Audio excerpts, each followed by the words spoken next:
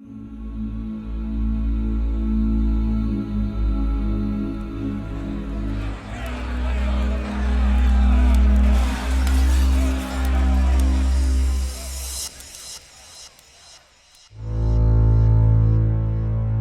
1982 to 1984, the Sikhs in the northern Indian state of Punjab were peacefully campaigning for more civil rights, which would make Punjab more prosperous. The people of Punjab wanted fair prices for paddy, economic reforms, and parity in usage of Punjab's river waters, to name but a few of the campaign's aims.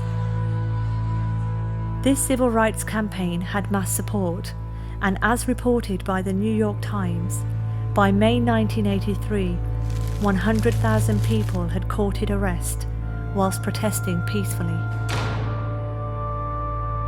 The Indian government labelled this peaceful campaign a threat and a separatist extremist movement, although there was no evidence to substantiate these claims. Rajiv Gandhi, the son of the then Prime Minister and future Prime Minister himself, made this statement in March 1984. "I think we should not enter the Golden Temple. The police can enter temples, but it is a question of good balance. Today, as we see it, it is not as if the Sikhs are against the Hindus, and we should do nothing that separates this." Contrary to this statement, the army was called in to attack Amritsar, the Sikh Vatican. 70,000 army personnel entered Punjab and 15,000 were used in the attack, codenamed Operation Blue Star.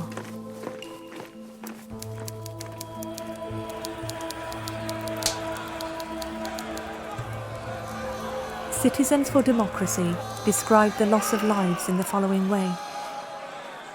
Innocent people were slaughtered like rats. Thousands were caught unaware. Finally, when the survivors were asked to surrender, they were shot in cold blood. The attack was politically motivated, and an Irish professor, Joyce Pettigrew, describes why it was carried out. "The army went into Darbar Sahib Golden Temple not to eliminate a political figure or a political movement, but to suppress the culture of a people, to attack their heart, to strike a blow at their spirit and self-confidence." Sikhs were heartbroken by the destruction of the army assault. On their heartbeat, Amritsar.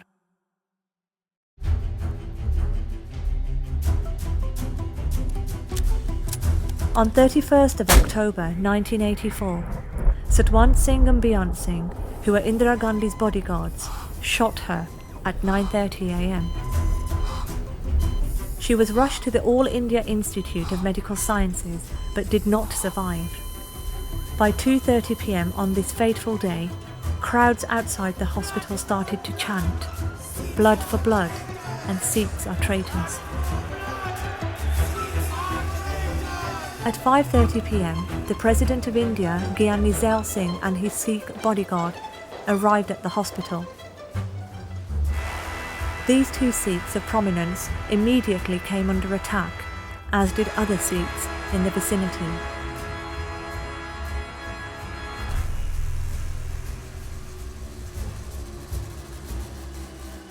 On the night of 31st of October 1984, leaders of the Congress Party met to plan the genocide of Sikhs.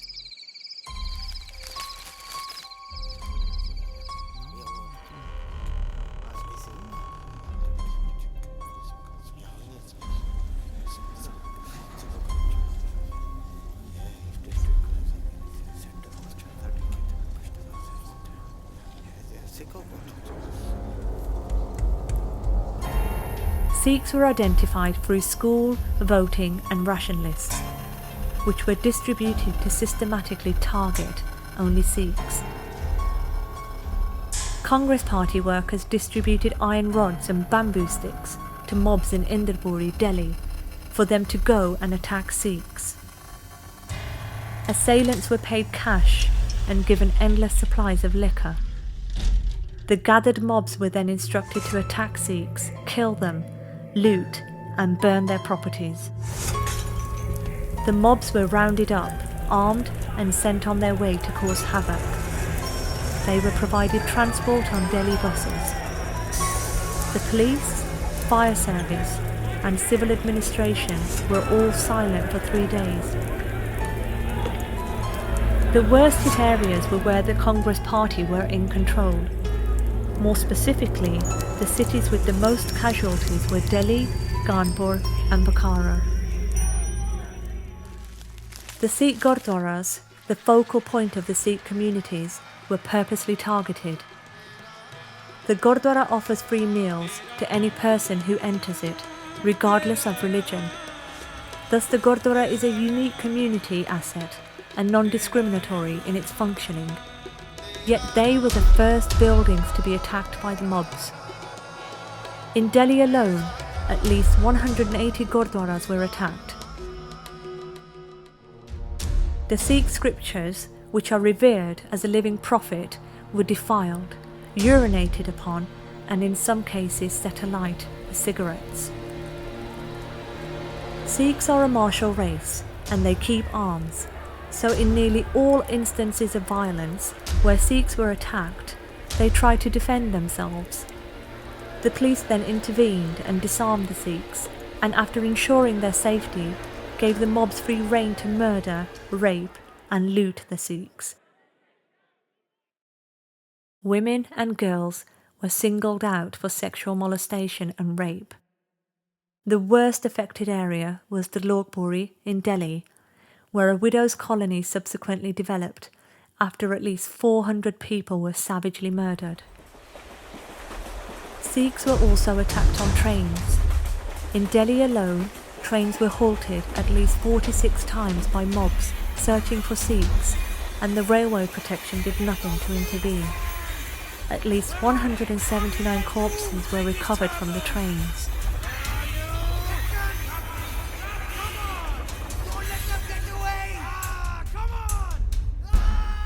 These massacres fit the UN definition of genocide, which is the intent to destroy, in whole or in part, a national, ethnical, racial, or religious group. Official government estimates of the dead in Delhi are 2,733, but we will never know the real numbers of the dead. In Delhi alone, more accurate estimates range from 5,000 to 10,000 actual dead. The real death toll across India will never be known. The President of India in 1984, Gyani Zail Singh, confirmed in his memoirs that this indeed was a Holocaust, using this exact term.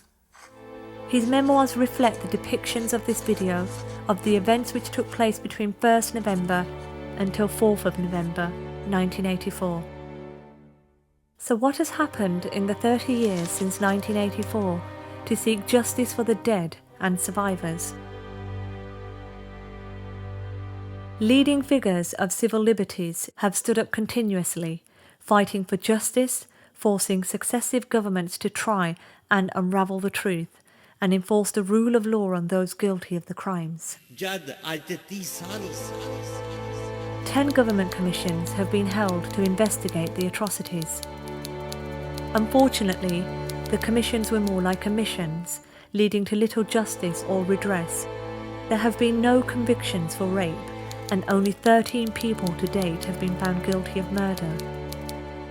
All this despite the fact that the Indian government acknowledges officially 2,733 people died in Delhi alone. Some people think we should move on and forget these fateful events, but as the survivor of the Jewish Holocaust, Elie Wiesel wrote powerfully in his novel, Night, "For the survivor who chooses to testify, it is clear his duty is to bear witness for the dead and the living. To forget would not only be dangerous but offensive. To forget the dead would be akin to killing them a second time." So we cannot forget. Rightly, a number of individuals and organisations will continue to campaign for justice until it is given. H.S. Fulker has been the bastion of seeking justice via legal means and continues to fight the cases of victims. Sikhs for Justice, a human rights advocacy group, is leading a very successful campaign called 1984. Yes, it's genocide. They have submitted a petition signed by 100,000 people to the UN to recognise the Sikh genocide formally. In Derby, in the United Kingdom, a Sikh Holocaust Museum has been opened in order to preserve this history and educate people of what really happened on those fateful 3 days. 1984 is now recognised by Sikhs all over the globe as their third Holocaust. In spite of this, Sikhs prosper and their spirit is undeterred. The blood of the martyrs of 1984 Sikh genocide will continue to reinvigorate future generations. No event or person has ever succeeded in destroying the Sikh spirit, and never will. It cannot be contained, nor maimed, and will roar on for eternity.